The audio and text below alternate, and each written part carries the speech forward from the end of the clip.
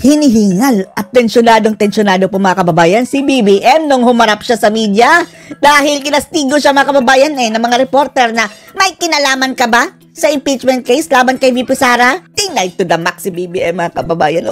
Wala akong kinalaman dyan. Pero ewan lang natin mga kababayan ha, kung naniniwala ba kayo na walang kinalaman talaga si BBM? Paano gagalaw ang mga kongresista gayong in history naman mga kababayan, sunod-sunuran sila kung sino ang nakaupo dyan? At paano mo madidinay na wala kang kinalaman na kung ang unang-unang pumirma ay yung anak mong si Charis Bimpenko, Jake Cyril Sandro Marcos mga kababayan? Yun nga ang sinasabi natin Yung sinabi niya mga kababayan na huwag nila ituloy iyan. Tempest in the teacup, storm in the cup. Ngayon mga kababayan, si Charis Bimpenko pa ang nagbandera sa impeachment case laban kay VP Sara. Panoorin niyo po ha ang budol niya. Number one, maalala ninyo, nagsimula lahat ito. Pansinin niyo si BBM mga kababayan na tense na tense. Grabe, parang hinihingal mga kababayan. Nung I made the announcement, sinabi ko na ayaw ko yung sana wag na tayo mag-impeachment. Dahil madaming ibang trabaho. Tama nga tayo mga kababayan, budol. Baliktad ang mga sinasabi nito sa ginagawa At actually it's also not practical. At nung panahon na yon, nung una kong sinabi yun, wala pang nagpa-file ng impeachment. Wala pang nagpa-file mga kababayan pero matagal na alam na ni VP Sara. Dahil matagal na yung usap-usapan dyan sa Kongreso mga kababayan Nag-umpisa yan, yung nag-meeting yung mga kabayan Black at Tambaluslos. Kaya sana, I was hoping na makumbinsi ko lahat ng kung sino man, huwag na muna natin gawin ito. Wow, wag na muna. May muna mga kababayan ha. So may plano rin pala eventually. Wag muna ngayon. Ganyan ba? Lumalabas na hindi ka sinunod ng kongresista mo weak leader ka nga kung ganun. Pero hindi tayo naniniwala mga kababayan. For the show lang nila iyon mga kababayan na sinabi niyang wag niyong ituloy pero baliktad yung ginagawa sa sinasabi. Pero kung talagang kung talagang meron kayong paniniwala na kailangan gawin ito, wag naman siguro muna ngayon at marami pa tayong gagawin. Mamaya na kapag mayroong issue. Yan naman talaga ang kanilang laging ginagawa mga kababayan. Smoke screen, pangtakip mga kababayan kapag sumasabit sila sa issue. Issue sa budget sa JAA. Sa blanco. Gusto nilang matabunan mga kababayan sa pamamagitan ng impeachment case laban kay Sara. Eto na ba ang perfect timing, BBM? Kung titignan naman ninyo, yung mga kaalyado ko sa House of Representatives, wala sa kanila ang nag-file. Wala sa kanila ang nag-file, pero ang unang-unang pumirma ay ang anak ko na si Sandra Chariz. Wala, sumunod naman nila sa hiniling ko sa kanila na huwag silang mag-file ng impeachment dahil hindi magandang timing at saka marami pang problema.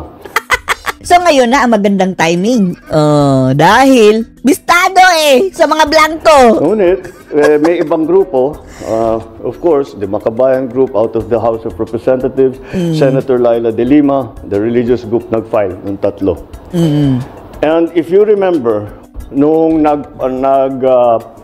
statement si JPE na sinasabi niya, hindi pwedeng pigilin yan dahil may grupo na ayaw. I think he was referring to Iglesia ni Cristo. So sinabi niya, hindi naman natin pwedeng pigil dahil... Sa tingin niyo mga kababayan, walang go signal yung mga propaganda ni Juan Ponce Enrile na dapat sana nakakulong yan. Yung dinosaur na yan mga kababayan. Nakabalahibo nito kabalahibo niyan. Sa tingin natin, may kumpasyon ng Malacanang. Pinadaan lang nila kay Enrile mga kababayan. May grupo o may tao na ayaw yan. At sinabi ko sa inyo, nung tinanong nyo sa akin, sabi ko, I agree with him. Totoo. And if you remember, my words were this.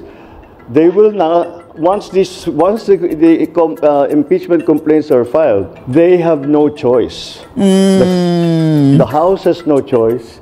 The Senate has no choice. Kailangan nilang i-proseso ang impeachment complaint. No choice. Tapos, ang sabi, base doon sa mga testimonya mga kababayan. Itanong nyo kay Bato, kasuhan nyo sa Bato ng fake news, na mayroon dang mga deal mga kababayan, mayroong mga allowances o ganyan, mga pupuntang proyekto Ang katanungan, kung hindi kasali ang executive dyan sa mga pinapromise na proyekto, pera, ewan lang natin kung ano talaga, na for later release. Kung hindi kasali ang executive niyan, paano yan marirelease? Lahat yan mga kababayan, kontrolado ng executive ang pag-release ng pera sa DBM. Hindi po yan kaya nitambal ng iisa mga kababayan Yung sinasabi nilang pabuya daw mga kababayan doon sa 215 na pumirma. First question. First question. GMA7. Good afternoon, Mr. President. Good afternoon. While it is true na constitutional duty ng House na to act on the impeachment complaint, meron ho silang choice kung i-endorse sila o hindi. Correct. Diretsuhin ko na po yung tanong, did you have a hand in this impeachment? Reporter, mabuti naman tinanong mo. Pero obvious naman, reporter. Sino ba namang aamin? Ulol ang umaamin Hindi yan aamin talaga na may hand siya doon sa impeachment case. No, the executive Pero makikita natin sa kanyang mga pananalita mga kababayan kapag mag-i-stutter yan mga kababayan. the executive Oh. cannot have a hand in the impeachment. Walang role ang executive sa impeachment. Walang role. Walang pinapakitang role. Correction mga kababayan. Pero malay ba natin behind our back yung mga secret conversation dyan mga kababayan? Of course. Did we discuss it? Publicly? No. Pero privately, ewan lang natin. With the speaker? Did we discuss it with Malay namin. the other congressman? Of course. And tinatanong, anong plano ninyo? Ano ba talagang gusto ninyong gawin? Ang plano nila mga kababayan ay i-disqualify si Sara sa pagtakbo sa 2028. Dahil kamote sila mga kababayan kapag si Sara ang magiging presidente. Kawawa ito si BBM. Mabubulok ito sa selda mga kababayan dahil sa pinaggagawa nila ngayon. Pati si Tambaluslos. Kaya pinipilit nila mga kababayan na hindi makaupo si Sara Duterte. At yan naman ang ni Tambaluslos yung kanyang taktik mga kababayan. Tingnan yung ginawa niya sa Tacloban ngayon. Pinadisqualify lahat ng kanyang mga kalaban. Tatlo hindi lang isa, tatlo pinadisqualify. Wala na siyang kalaban, siya na lang mag-isa.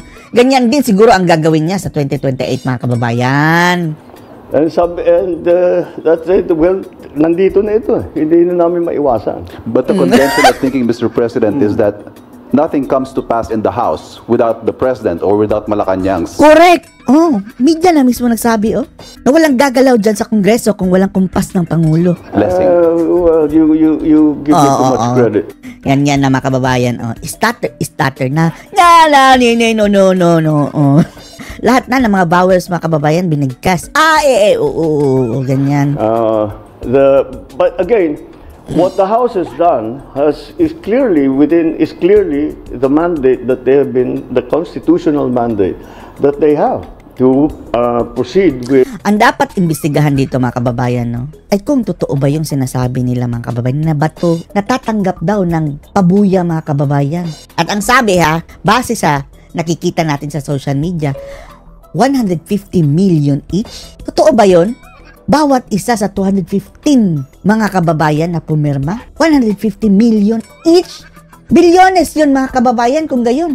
Tapos ang hinahabol lang nila na di umano nilustay ni Sara, 125 million na confidential fund. Tapos yung iba pang mga fund mga kababayan na hindi nga umaabot ng bilyon. Tapos gumastos para bumoto lang ng impeachment kay Sara ng bilyon-bilyon. Kung ganyan mga kababayan, hindi nila pera yan. Pera yan ng taong bayan. Pera nating mga taxpayers na ginagamit dyan sa kanilang kabalastugan. Sagot! Dapat mayroong mag-imbestiga niyan mga kababayan talaga. The impeachment complaints. So, that's why I don't... wala na, nag-starter na mga kababayan. Alamano na. But I think they're just following the Following you. Your order.